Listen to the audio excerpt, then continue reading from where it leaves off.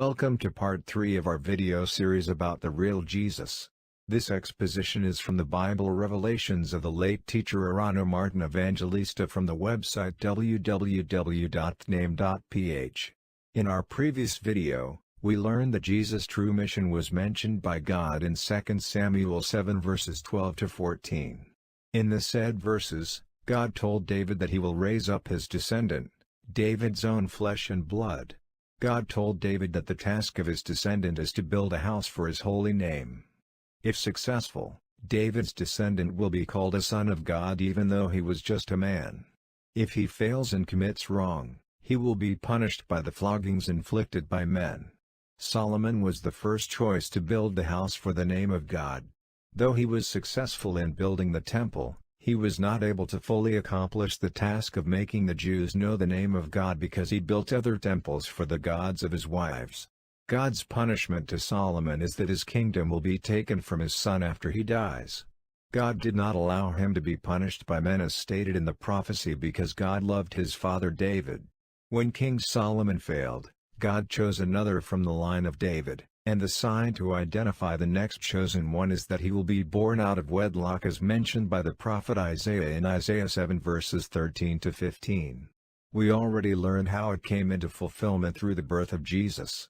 Jesus was the next chosen one from the line of David to make known the name of God through the house that King Solomon had already built. However, Jesus was punished by the rod and floggings inflicted by men, which if we read God's word in 2 Samuel 7 verse 14, God said such punishment will happen if the descendant of David, now Jesus, committed wrong.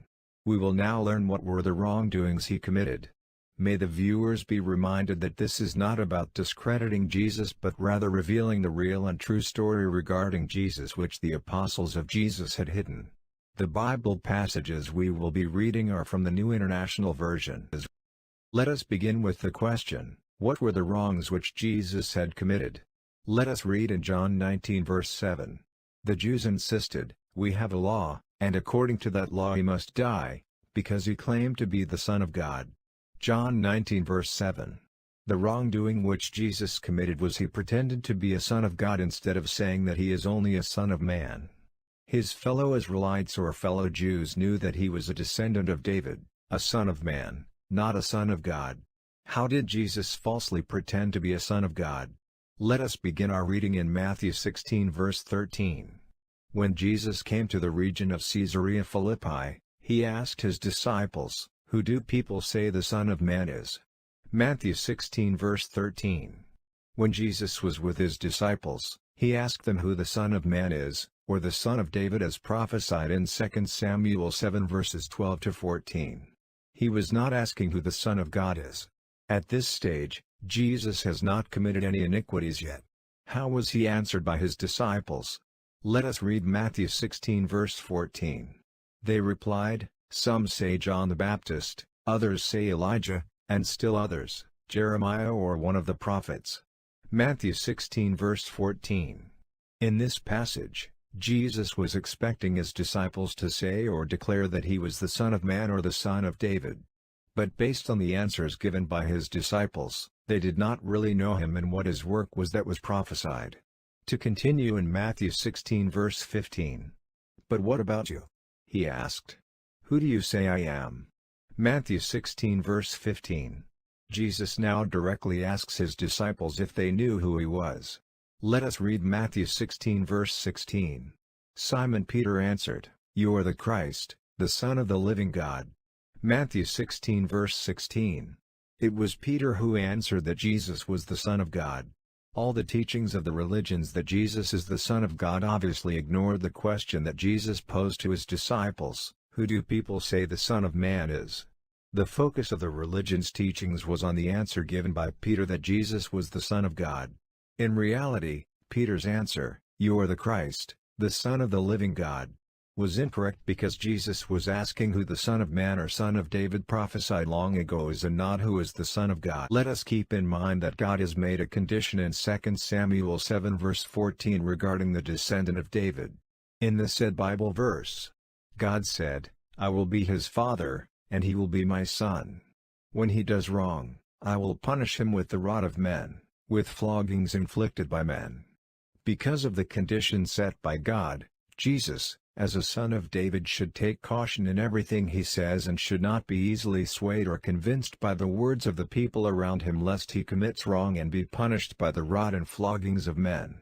Instead of correcting Peter for his wrong answer, what did Jesus say?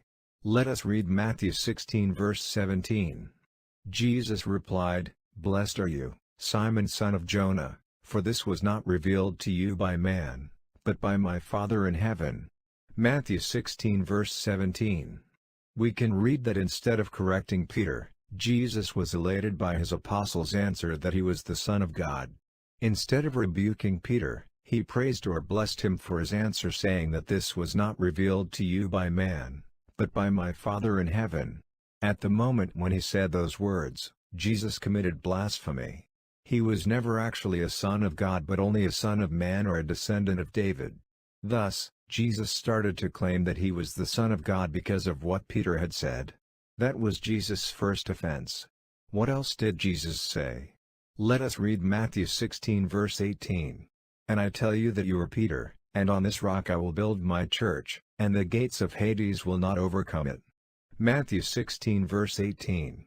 Jesus' mission is to lead his fellow Jews to know God's name through the house that Solomon built before so that they can call on God's true name. Instead, he built another house in his own name and not in God's name. Jesus had put up his own church, which was not part of his work as specified in the prophecies. He denied his fellow Jews the knowledge about the name of God even more.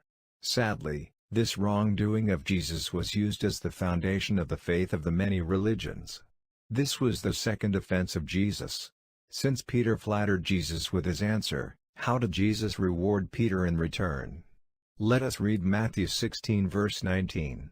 "I will give you the keys of the kingdom of heaven. Whatever you bind on earth will be bound in heaven, and whatever you loose on earth will be loosed in heaven."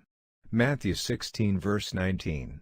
Since he has assumed that he is now the Son of God, he gave Peter authority. However, did Jesus know that he had committed an offense? Let us read in Matthew 16 verse 20. "Then he warned his disciples not to tell anyone that he was the Christ." Matthew 16 verse 20. Jesus already knew that he committed iniquity in claiming to be a son of God and by speaking of a house or church to be built in his own name. From the time that he pretended to be the Son of God without fulfilling his work and had put up his own church, was he aware that he would be punished with the rod of men, with floggings inflicted by men? Let us read in Matthew 16 verse 21. From that time on Jesus began to explain to his disciples that he must go to Jerusalem and suffer many things at the hands of the elders, chief priests and teachers of the law, and that he must be killed and on the third day be raised to life. Matthew 16 verse 21. He said that he would suffer or be punished, and on the third day, he would be raised to life. This means Jesus already knew that he will be punished by the floggings inflicted by men. As for what Jesus said about the third day, we will learn the true meaning of what he said about being raised on the third day. In our upcoming videos, we will discover if the apostles were right in what they have written about Jesus' so-called resurrection. To continue in Matthew 16 verse 22, Peter took him aside and began to rebuke him. "Never, Lord," he said. "This shall never happen to you." Matthew 16 verse 22. Let us remember how it was Peter who influenced Jesus to pretend as the Son of God. In this passage, we can read how Peter tried again to persuade Jesus that suffering and death will never happen to him. What did Jesus say to him? Let us read in Matthew 16 verse 23. Jesus turned and said to Peter, "Get behind me, Satan. You are a stumbling block to me, you do not have in mind the things of God, but the things of men." Matthew 16 verse 23. In the said passage Jesus called Peter as Satan because Peter was the one used by the devil to trick him into proclaiming himself as a literal son of God and building a church in his own name. Jesus later realized that Peter was used by Satan to deceive him, but that comprehension came too late. He had already committed the wrong. Comparing with the events in the Garden of Eden, the serpent or Satan deceived Eve and not Adam. Adam was deceived through Eve. In Jesus' case, Satan used Peter to deceive Jesus to act as the Son of God. The transgression that happened in the Garden of Eden happened again in the time of Jesus, and that is why he was punished. Jesus never learned from the prior transgression which happened in the Garden in Eden. Because of the disobedience that happened in the Garden of Eden, the serpent was punished by God and made to crawl. With the offenses he committed, Jesus was also punished by God and suffered pain from the scourging. They suffered the same fate, both were punished. This realization leads us to the fact that the apostles of Jesus had written a false account. They were wrong in saying that Jesus did not sin against God. Question: what authority did the late teacher Erano Martin Evangelista have to reveal this truth regarding Jesus? Was he against Jesus? Answer: let us read Jesus' own words in Revelation 22 verse 16. I, Jesus, have sent my angel to give you this testimony for the churches. I am the root and the offspring of David, and the bright morning star. Revelation 22 verse 16. Jesus said that he will be sending an angel or a messenger to give a testimony in his name. This angel or messenger will be sent to reveal the truth that Jesus is a descendant of David, that he is a man, not a son of God, and that he is also the bright morning star that was prophesied in the Holy Bible. We can now understand that Teacher Evangelista's Bible revelation regarding Jesus as only a son of David is not about discrediting Jesus. It is all about testifying the truth about Jesus' admission long ago that he, Jesus, was not a son of God but only a descendant of David. Let us understand why the word angel was used in Revelation 22 verse 16.